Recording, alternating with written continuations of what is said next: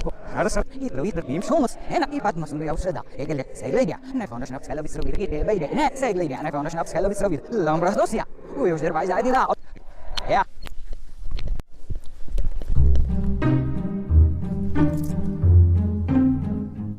Okay, તો આજે આપણે જોવાના છીએ આદર્શ વાયુનું સમતાપી અને સમોષ્મી પ્રતિવર્તી પ્રસરણ એટલે કે adiabatic and isothermal reversible expansion of an ideal gas.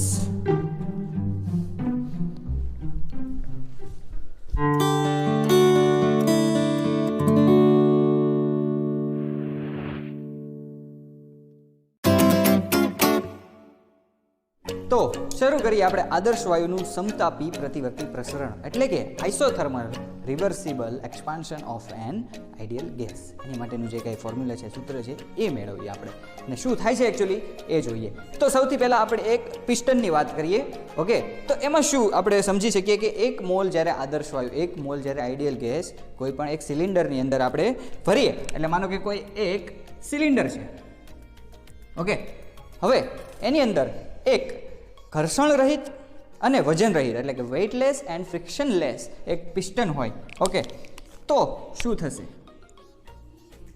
કોઈ દિવસ વેઇટલેસ અને ફ્રિક્શનલેસ પિસ્ટન અને આવી રચના પોસિબલ જ નથી. પણ આપણે વાત કરીએ છીએ આઈડિયલ કન્ડિશનની એટલે કે આદર્શ સ્થિતિમાં શું થશે. ઓકે, તો જ્યારે આપણી પાસે આવી રીતે એક સિલિન્ડર છે અને એ સિલિન્ડરમાં એક વેઇટલેસ એન્ડ ફ્રિક્શનલેસ એટલે કે વજન રહિત અને ઘર્ષણ રહિત કોઈ પણ એક પિસ્ટન હોય. હવે જ્યારે આની અંદર n મોલ આદર્શ વાયુ આઈડિયલ ગેસ ભરવામાં આવે પ્લસ જ્યારે આની અંદરનું પ્રેશર P હોય, ખ્યાલ રાખજો, આની અંદર આપણે n મોલ આદર્શ વાયુ એટલે આઈડિયલ ગેસ ભર્યો છે અને એની અંદરનું પ્રેશર શું છે? P.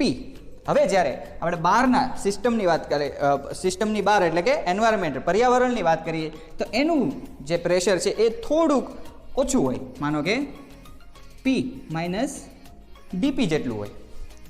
તો શું થશે? તો આ જે સિસ્ટમ જે છે એ શું કરશે? એ પ્રેશરને સંતુલિત કરવા માટે શું કરશે? એ થોડુંક એક્સપાન્ડ થશે. એટલે કે આ જે કાંઈ છે આનું કદ એ થોડુંક શું થશે? વધશે. એટલે કે માનો કે પહેલું આપણે V જે છે કદ, તો એમાં આ જે dP જેટલો ફેરફાર પ્રેશરનો છે એ ઘટાડવા માટે શું કરશે? dV જેટલું કદમાં ફેરફાર કરશે. એટલે કે જે કાંઈ પહેલાં જે કંઈ કદ છે એ કદમાં શું થશે? વધારો થશે. એટલે કે શું થશે? પ્રણાલી વડે કાર્ય થશે. એટલે કે વર્ક બાય ધી સિસ્ટમ થશે આમાં. ઓકે, એટલે કે શું થશે? આ થોડુંક એક્સપાન્ડ થશે. એટલે કે પ્રસરણ થશે વાયુનું. આદર્શ વાયુનું શું થયું? પ્રસરણ. અને ક્યારે? કે જ્યારે સમતાપી આપણે કન્ડિશન હોય એટલે કે આઇસોથર્મલ કન્ડિશનમાં કે ટેમ્પરેચરમાં કશું ફેરફાર થતો નથી, પણ શું થાય છે? કદમાં ફેરફાર થાય છે. અને આપણે આગળ જોશું કે બીજું શેમાં ફેરફાર થતો હશે. ઓકે, તો આ જ્યારે કન્ડિશન હોય ત્યારે જે વર્ક થાય, જે સૂક્ષ્મ વર્ક થાય એટલે કે dW. ઓકે, આપણે કારણ કે ફેરફાર પણ કેટલો જોઈએ છે? માઇનર ફેરફાર જોઈએ છે. dV જેટલા ફેરફાર માટેની વાત કરીએ છીએ, તો વર્ક પણ કેટલું થશે? dW જેટલું. તો એ કેટલું હોય છે? તો આપણને ખ્યાલ છે, આગળ પણ આપણે ભણી ગયા છીએ. ઓકે, તો એ રીતે P અને ડેલ્ટા V થશે. એટલું. તો હવે આને આપણે છૂટું પાડીએ સમીકરણ, તો કઈ રીતે બનશે? P dV minus dP and dV. તો હવે ખ્યાલ છે જેમ આપણને કે dP અને dV બંને માઇનર એટલે કે સૂક્ષ્મ છે, એટલે કે એ બંનેનો ગુણાકાર પણ સાવ ઓછો હોય છે, એટલે એને આપણે નિગ્લેક્ટ કરી શકીએ, એ નિગ્લિજિબલ છે. તો શું થશે આપણું સમીકરણ? કે dW is equal two P dV. તો આ જે છે એ આપણું ઇક્વેશન નંબર 1 છે. ઓકે, તો હવે આપણે આગળ વધીએ કે આ તો વાત થઈ, કેવી વાત થઈ છે? માઇનર એટલે કે સૂક્ષ્મ ફેરફાર માટેની. હવે સંપૂર્ણ વર્ક એટલે કે સંપૂર્ણ કાર્ય જ્યારે થાય ત્યારે શું થાય છે? કે ત્યારે સ્ટાર્ટિંગ પોઝિશનમાં કદ V1 હોય અને પછી જો એનું કદ V2 હોય, તો સમગ્ર કાર્ય થાય ત્યારે કેટલું? એનું આપણે સૂત્ર કઈ રીતે લખી શકીએ? તો એની માટે આપણે શું કરવું પડશે કે આ જે કાંઈ છે એને મહત્તમ કાર્ય એટલે કે મેક્સિમમ વર્ક માટે એને આપણે સંકલન કરવું પડશે, ઇન્ટિગ્રેશન કરવું પડશે V1 થી V2 સુધી માટે. તો W મેક્સ શું થશે કે is equal to integration from V1 to V2 P D and V આવી રીતે. હવે આપણને ખ્યાલ છે કે જ્યારે આપણે આઈડિયલ ગેસની વાત કરતા હોઈએ ત્યારે એક સમીકરણ જે છે એ શું છે, PV is equal two NR and T. આ તો આપણને ખ્યાલ છે. તો P શું થશે? P is equal to NRT divided by V. Okay, તો આ જે કાંઈ આપણું સૂત્ર જે છે P માટે આપણને જે કાંઈ મળ્યું એ Pની વેલ્યુ આપણે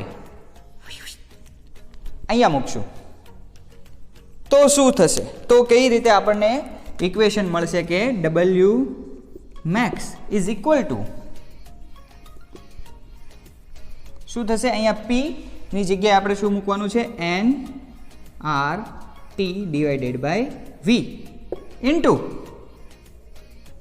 DV. આવી રીતે થશે. હવે આપણે વાત શેની માટે કરીએ છીએ કે અહીંયા જો આપણે 1 મોલ આદર્શ વાયુ ભર્યો હોય, ઓકે, એટલે કે જ્યારે 1 મોલ હોય N ઇઝ ઇક્વલ ટુ 1 હોય, R જે છે એ શું છે? કોન્સ્ટન્ટ છે. અને T આપણે વાત શેની કરીએ છીએ? આઇસોથર્મલ રિવર્સિબલ પ્રોસેસ, એટલે કે T પણ શું થશે? કોન્સ્ટન્ટ. એટલે કે T માં પણ કંઈ ફેરફાર થશે નહીં. એટલે કે આ ત્રણેય વસ્તુ શું થઈ જશે? બહાર આવી જશે. એટલે કે NRT અને integration V1 from V1 to V2 શું થશે? 1/V into DV. તો હવે શું થશે આગળ કે આ N જો આપણે 1 મોલ લઈએ તો E વયું જાય, પણ અત્યારે આપણે 1 મોલ માટે નથી વાત કરતા, N મોલ માટે વાત કરીએ છીએ. તો હવે W મેક્સ શું થશે? W max is equal to NRT integration V1 from V1 to V2 અને અહીંયા શું થશે? DV divided by V. તો હવે નેક્સ્ટ સ્ટેપમાં શું કરશું આપણે કે NRT આ તો એમને જ રહેશે. હવે અહીંયા ઇન્ટિગ્રેશન છે એટલે log natural V2 minus log natural V1 આમ થઈ જશે. એટલે જ્યારે log નેચરલ જ્યારે શું હોય એકબીજાના બાદબાકીમાં હોય ત્યારે શું થશે? સબસ્ટ્રેક્શનમાં હોય ત્યારે NRT is equal to log natural V2 divided by V1 આવી રીતે થશે. ઓકે, તો હવે શું કરશું? log નેચરલ જે છે એને આપણે logમાં કન્વર્ટ કરશું. તો શું થશે? 2.303 NRT log V2 divided by V1. આ રીતે આપણને એક ઇક્વેશન મળશે. શેના માટે? V મેક્સ માટે. હવે આપણને ખબર છે કે P1 V1 is equal two P2 V2 આવું એક ઇક્વેશન છે, બરાબર. તો શું થશે કે આપણે અહીંયા જોઈએ V2 ડિવાઇડેડ બાય V1 કરીએ તો આપણને શું મળશે? V2 ડિવાઇડેડ બાય V1 કરીએ તો અહીંયા આપણને મળશે P1 ડિવાઇડેડ બાય P2. તો આ જે V2 ડિવાઇડેડ બાય V1 જે છે એની જગ્યાએ આપણે શું મૂકી શકશું? P1 ડિવાઇડેડ બાય P2 પણ આપણે મૂકી શકીએ. તો આપણી પાસે એક નવું ઇક્વેશન શું મળશે? V max is equal two 2.303 NRT log P1 upon P2. તો આ રીતે આપણને એક W max માટેનું સૂત્ર મળશે. ક્યારે? જ્યારે સમતાપી પ્રતિવર્તી પ્રસરણ હોય. કોનું? આદર્શ વાયુનું. એટલે કે isothermal reversible expansion of an ideal gas માટે આપણને આ ઇક્વેશન મળશે. હવે આપણે વાત કરીએ છીએ સમતાપી એટલે કે isothermal reversible expansion.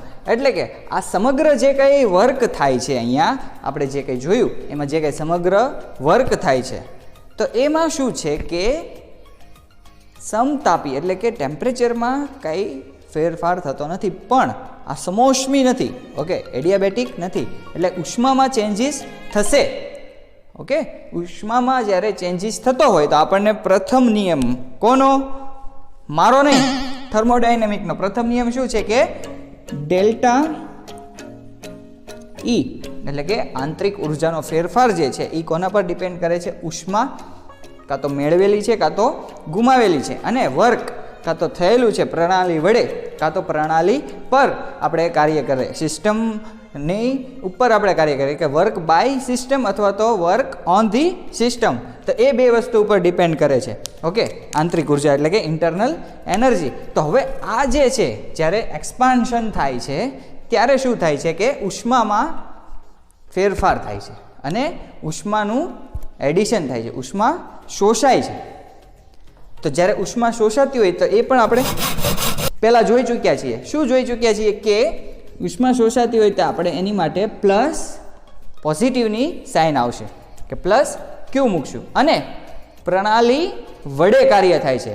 Okay, work by the system થાય છે, એટલે શું છે કે માઇનસ ડબલ એ રીતે આવશે.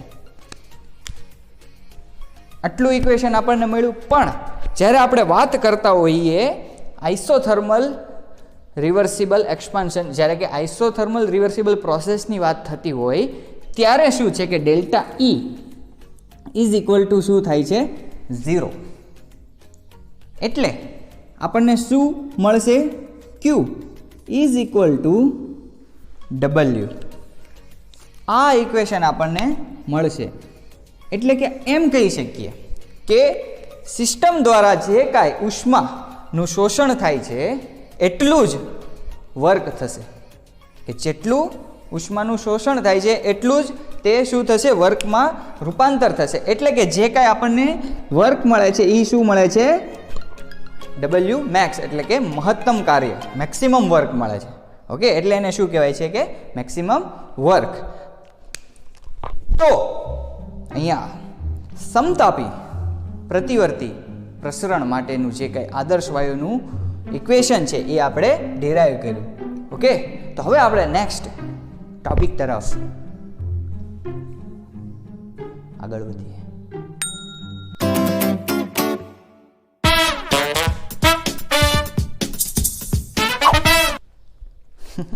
તો હવે જ્યારે આપણે સમતાપી પ્રતિવર્તી પ્રસરણ માટેનું કાર્ય માટેનું સૂત્ર જોયું, તો હવે આપણે જોવાનું છે સમોષ્મી પ્રતિવર્તી પ્રસરણના કાર્ય માટેનું સૂત્ર, એટલે કે એડિયાબેટિક રિવર્સિબલ એક્સપાન્શનનું જે કંઈ સૂત્ર છે કોનું માટે?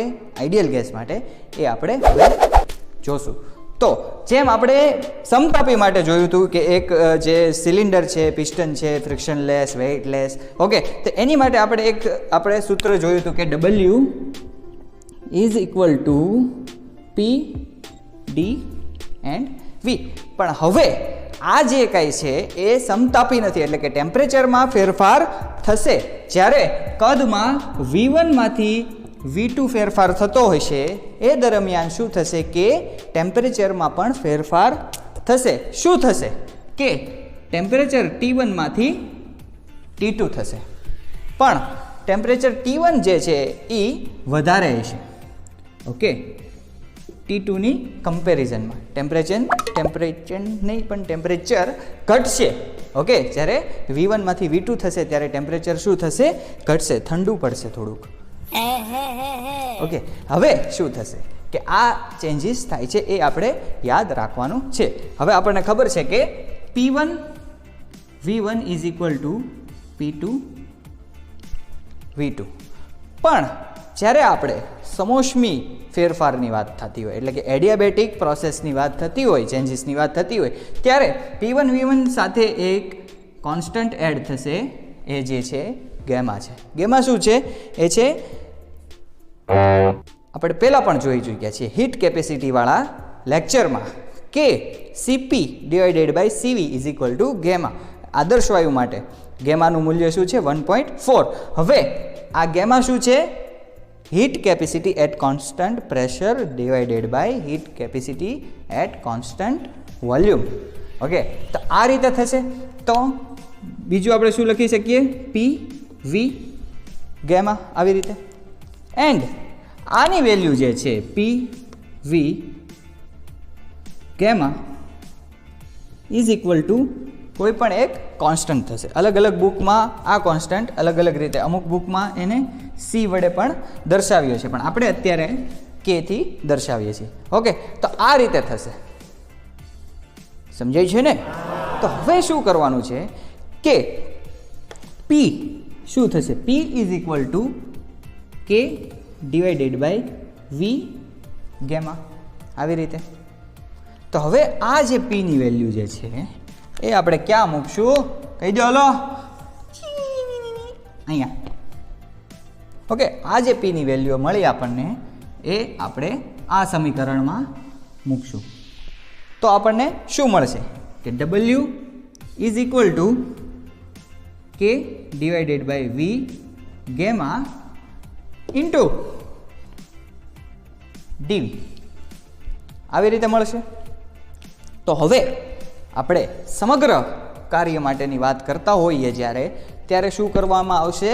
સંકલન. એટલે કે અહીંયા શું થશે? સંકલન V1 થી V2 સુધી. ઓકે, એટલે કે જ્યારે આ સમગ્ર કાર્યની વાત હોય વર્ક મેક્સિમમ માટે, તો શું થશે? V1 થી V2 આપણે ઇન્ટિગ્રેશન એડ કરવું પડશે. તો હવે આ જે ઇન્ટિગ્રેશન એડ કરીએ છીએ તો કે શું છે? કે તો કોન્સ્ટન્ટ છે એટલે કે બહાર આવી જશે, અને બાકી વધ્યું શું? કે DV divided by V gamma આવી રીતે વધશે. હવે આપણને ઘાતનો નિયમ ખબર છે કે જ્યારે આવી રીતે હોય, જ્યારે ઘાત હોય ત્યારે શું થાય છે? કે એક ઘાતનો વધારો થાય. ઓકે, અને જેટલી જે ઘાત છે એ એના છેદમાં આવી જશે. એટલે કે માનો કે કોઈ સંકલન છે, ઓકે, x1 થી x2 સુધી, અને અહીં આગળ x⁴n હોય ઇન્ટુ dx આવી રીતે હોય, તો શું થાય છે કે એક વધારો થાય છે, અને જે કંઈ ટોટલ પાવર બને એ આપણે ક્યાં મૂકવાનો આવશે? નીચે છેદમાં. એટલે કે શું થશે? x⁴n+1 divided by n+1 x1 અહીંયા x2 આવી રીતે થશે. ઓકે, તો આપણા કેસમાં શું છે? મારું ડસ્ટર અહીંયા છે. તો આપણા કેસમાં શું છે કે W max is equal to કે હવે V1 from V1 to V2 છે, તો અહીંયા જે છે એ શું થશે? V હવે જે અહીંયા નીચે છે, હવે એને આપણે ઉપર લઈએ તો શું થઈ જશે? માઇનસ ગેમા ઇન્ટુ ડી આવી રીતે થશે. તો હવે આને આપણે કઈ રીતે છૂટું પાડશું? કે કે ઇન્ટુ ધી બ્રેકેટ શું થશે? વી માઇનસ ગેમા પ્લસ 1, અને છેદમાં શું આવશે? માઇનસ ગેમા પ્લસ 1 આવી રીતે V1 થી V2 સુધી આમ આપણને જોવા મળશે. તો હવે શું થશે? કે આ V2 અને V1 છે એટલે કે V2 થઈ જશે. અહીંયા આ તો એમનેમ જ રહેશે માઇનસ, અને અહીંયા પણ એમનામ જ રહેશે. અહીંયા આવશે minus V1 minus gamma plus 1 divided by minus gamma plus 1 આવી રીતે થશે. ઓકે, તો હવે જે કંઈ માઇનસ ગેમા પ્લસ 1 છે એ કોમન નીકળી જશે બહાર. આપણે આ માઇનસ ગેમા પ્લસ 1 ને 1 માઇનસ ગેમા તરીકે પણ દર્શાવી શકીએ છીએ. ઓકે, તો કેમ થશે? કે કે ડિવાઇડેડ બાય 1 માઇનસ ગેમા એટલું આપણે બહાર કાઢી લીધું. તો આની અંદર બ્રેકેટની અંદર શું વધ્યું? V2 1 minus gamma minus V1 1 minus gamma. આવી રીતે થશે. તો હવે શું છે કે આપણે આગળ કરશું કે આ કે જે છે એને આપણે આની અંદર બ્રેકેટની અંદર લઈ લઈશું. તો કેવી રીતે સૂત્ર બનશે કે આપણે W ઇઝ ઇક્વલ ટુ શું થશે 1/1 માઇનસ ગેમા. હવે ઇન્ટુ ધી બ્રેકેટ શું થશે કે V2 1 માઇનસ ગેમા માઇનસ કે V1 1 માઇનસ ગેમા. આવી રીતે થશે. ઓકે. હવે આપણને ખ્યાલ છે કે P1 V1 gamma is equal two P2 V2 gamma is equal to કે. આવી ખબર છે. હવે આ જે છે કે ની જગ્યાએ આપણે આ પણ મૂકી શકીએ અને આ મૂકી શકીએ. ઓકે. તો આ સૂત્રમાં જે આ V2 જે છે તો V2 જ્યાં છે એ જગ્યાના K માં આપણે આ P2 V2 વાળું મૂકશું અને જ્યાં V1 છે એ જગ્યાના K માં આપણે P1 V1 વાળું K મૂકશું. ઓકે. તો હવે મારે લાલ માર્કર જોવે છે. ક્યાં છે કોઈને ખબર છે? ये टोपी लटके. તો હવે W max is equal to શું થશે 1/1 માઇનસ ગેમા. હવે આ જે કે છે ત્યાં આપણે શું મૂકશું P2 V2 ગેમા એટલે કે P2 V2 gamma into V2 1 minus gamma. તો હતું જ તે.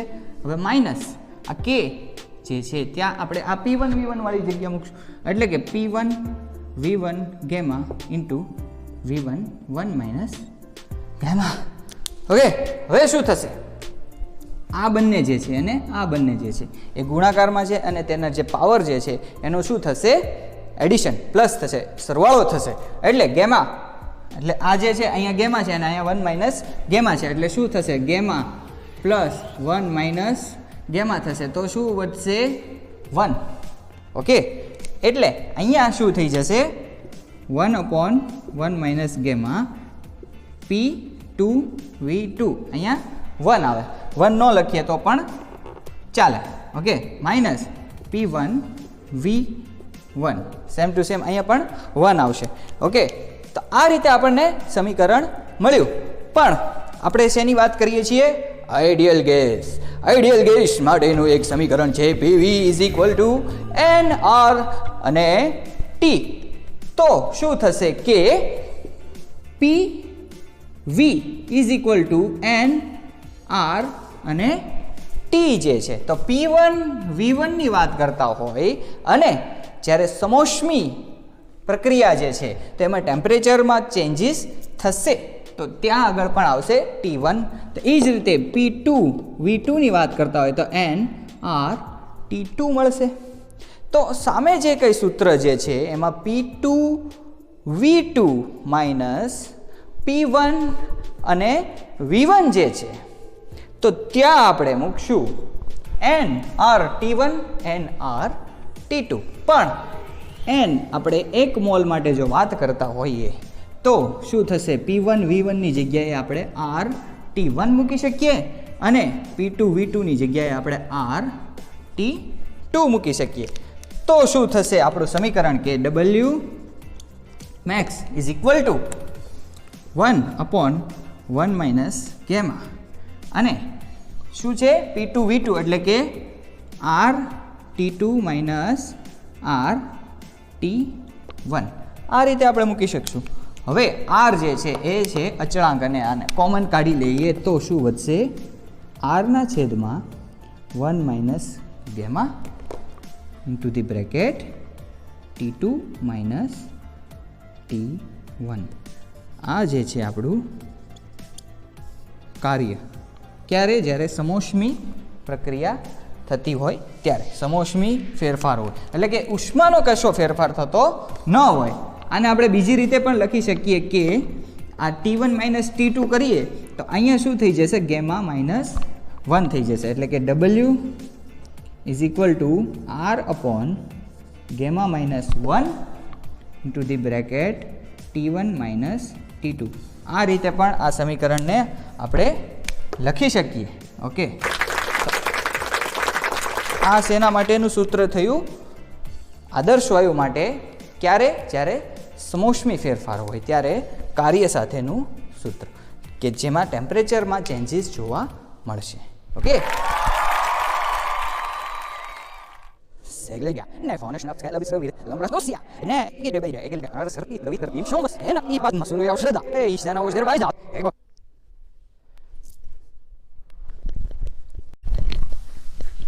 હાય, તો આ રીતે આજે આપણે જોયું isothermal reversible expansion of an ideal gas and adiabatic reversible expansion of an ideal gas, એટલે કે આદર્શ વાયુનું સમતાપી અને સમોષ્મી પ્રતિવર્તી પ્રસરણ. ઓકે, હાલો.